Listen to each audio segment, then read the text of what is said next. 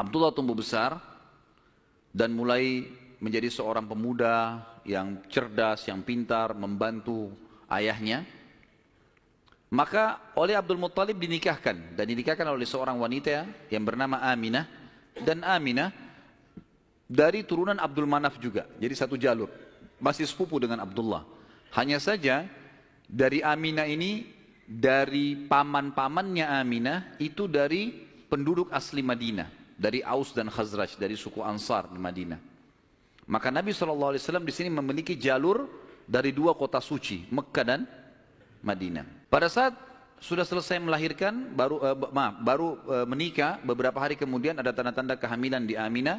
Kemudian Aminah pun sempat melihat di dalam mimpinya pada saat akan melahirkan atau pada saat hamil besar, melihat dalam mimpinya ia bermimpi bayi dalam kandungannya ini menyebarkan cahaya, dan cahaya itu menyebar ke seluruh muka bumi. Sebagian athar menyebutkan sampai ke Busra. Busra ini wilayah Irak sana, wilayah Persia. Dan dia juga mimpi mengucapkan dalam mimpinya kalimat u'idzuhu billahil azim min kulli syarrin wa min kulli ainin wa min kulli hasid. Wa min kulli hasid. Tidak ada kata-kata ainnya. Artinya aku berlindung kepada Allah yang Maha Agung untuk bayi ini dari semua keburukan dan iri dengki orang lain. Berjalanlah hamil tersebut. Pada saat berumur beberapa bulan, ada sebagian ahli sejarah menyebutkan sekitar 6 bulan hamilnya Aminah di Nabi SAW dalam kandungan beliau, maka meninggallah Abdullah. Maka Nabi SAW jadi yatim sebelum lahir. Setelah itu Nabi SAW lahir, yang paling banyak dinukil oleh para ahli sejarah 12 Rabiul Awal di tahun gajah. Sudah kita sebutkan tadi, tahun gajah kejadian Ashabul Fil, dan tepatnya 50 hari setelah kejadian gajah itu, penghancuran gajah, 50 harinya disitulah lahir Nabi sallallahu alaihi wasallam. Ada yang perlu kita sebutkan teman-teman sekalian, walaupun sebenarnya menyebutkan ini bukan berarti Nabi SAW membutuhkannya, tidak sama sekali. Nabi SAW jauh lebih mulia daripada tanda-tanda ini. Tapi pada saat beliau lahir, ternukillah di Mekah, di Madinah, beberapa kejadian yang memang ahli sejarah angkat.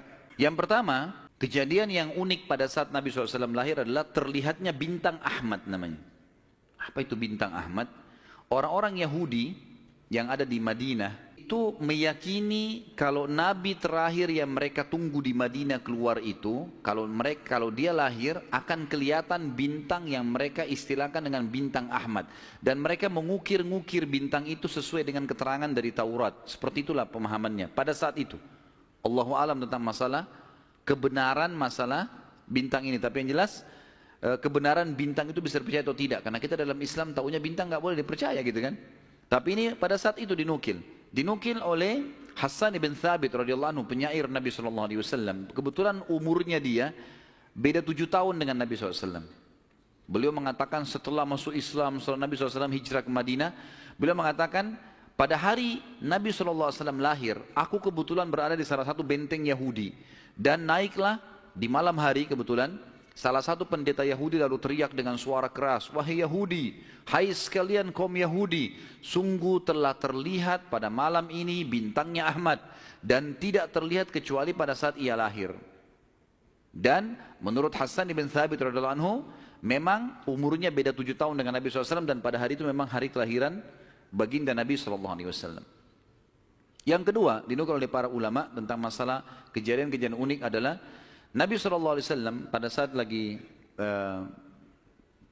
Aminah melahirkan, maka dikatakan melahirkan tanpa ada rasa kesulitan sedikit pun, jadi sangat mudah. Bahkan sebagian athar menyebutkan Aminah tidak dibantu oleh orang. Tiba-tiba Nabi SAW keluar begitu saja.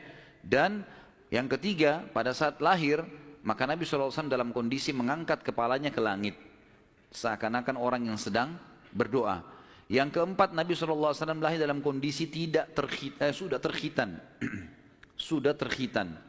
Yang kelima, Nabi SAW lahir juga tanpa terbebani lagi dengan sisa tali pusar. Udah nggak ada. Lahir sudah terkhitan, ya, lahir sudah tidak ada tali pusarnya. Sampai poin di sini, sampai poin kelima ini, 4 poin ya, karena poin pertama tadi itu kejadian di Madinah. Jadi 4 poin ini Aminah melahirkan dengan sangat muda, Nabi SAW seperti berdoa ke langit, kemudian terkhitan, kemudian tali pusarnya sudah terlepas. Maka Abdul Muttalib kakeknya bangga sekali datang, sangat senang pada saat itu. Dia berkata, sungguh pada cucuku atau anakku ini ada perkara besar. Lalu Abdul Muttalib pun membawa bayi Nabi SAW ke Ka'bah saat baru lahir, dan ia yang memberi nama Muhammad. Yang memberi nama Muhammad. Baik, ada sedikit rahasia masalah nama Muhammad ini. Perlu teman-teman tahu, nama Muhammad sebelum Nabi Muhammad SAW tidak dikenal oleh orang-orang Arab.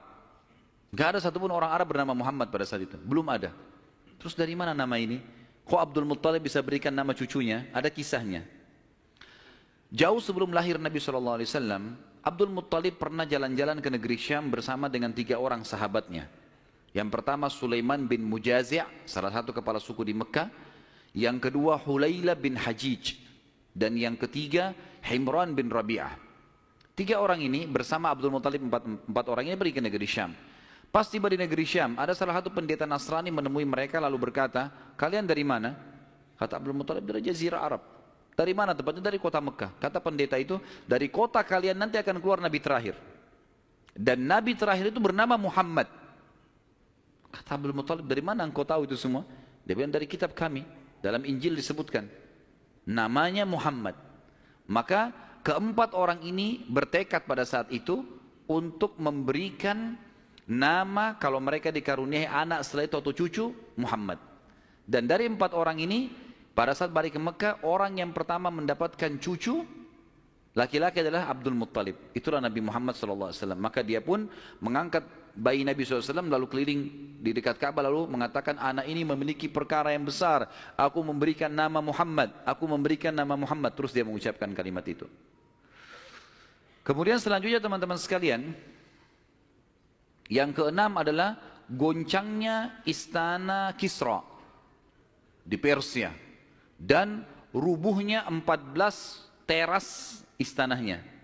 Jadi ada teras-terasnya istana itu rubuh semua tanpa sebab, rusak semuanya. Pada saat melihat kejadian tersebut, Kisra sempat khawatir, lalu dia bertanya kepada para peramal-peramalnya lah, dukun-dukunnya segala. Maka mereka pun menjawab, goncangnya istana disebabkan karena hari ini lahir seseorang nabi, dan runtuhnya 14 teras ini menandakan terdapat 14 raja Persia, tinggal 14 orang saja. Selebihnya sudah runtuh kerajaan ini. Maka sempat Kisra bilang, 14 raja masih lama. Kalau satu raja punya 1100 tahun umurnya, berarti 1400 tahun. Tapi tanpa disadari oleh Kisra, para ahli sejarah muslim menukil, tanpa membenarkan ramalan ini ya, kita bukan membenarkan. Karena ramalan itu semua, kalaupun bertepatan, karena mereka mencuri, syaitan mencuri berita dari langit. Bukan karena mereka tahu. Sebagaimana dijelaskan dalam ada hadits Nabi SAW. Dan ternyata setelah Kisra yang pada saat Nabi SAW lahir itu ada, anak-anaknya berselisih pendapat dan dalam waktu 4 tahun saja terjadi penggantian 10 orang Kisra. Mati semua, saling membunuh satu sama yang lain. Ya, dan puncaknya yang terakhir adalah yang ke-14 meninggal di zaman Umar radhiyallahu anhu. Pada saat Umar menembus wilayah Persia. Yang ketujuh, padamnya api sesembahan kaum Majus. Jadi ada api yang disembah di beberapa titik di negeri Persia. Jadi mereka buat api besar dan api itu selalu disembah, tiap hari mereka sembah. Pada saat Nabi SAW lahir, api itu tiba-tiba mati dan mereka berusaha menyalakan, tidak bisa. Selamanya mati. Sampai Persia pada saat itu seluruh Persia yang menyembah api, apinya mati semua, nggak ada. Mereka mau coba nyalakan sampai runtuhnya di zaman Umar bin Khattab, nggak ada api mereka. Nggak bisa lagi mereka nyalakan api untuk disembah ya, nggak bisa lagi mereka nyalakan. Setiap kali di wilayah Persia dinyalakan api mati, padam. Mereka cuma pakai masak, misalnya di situ padam, nggak bisa sama sekali. Yang kedelapan, hanyutnya air sungai Sawa. Sungai Sawa ini teman-teman sama dengan sungai Gangga sekarang di India. Di kultus dianggap ini sungai apalah, keramat lah dan seterusnya, gitu kan. Maka orang-orang Persia meyakini sungai Sawa ini adalah sesuatu yang luar biasa. Kalau ada yang mati, mereka bakar, lalu mereka lempar debunya di situ, airnya diambil, dianggap suci, apalah segala macam. Subhanallah, karena sungai ini selalu ditaruh tumbal segala macam. Waktu Nabi SAW lahir, air sungai ini hilang. Nggak ada airnya sama sekali, kering. Sampai sungai sawah dilupain udah, nggak ada lagi sungai.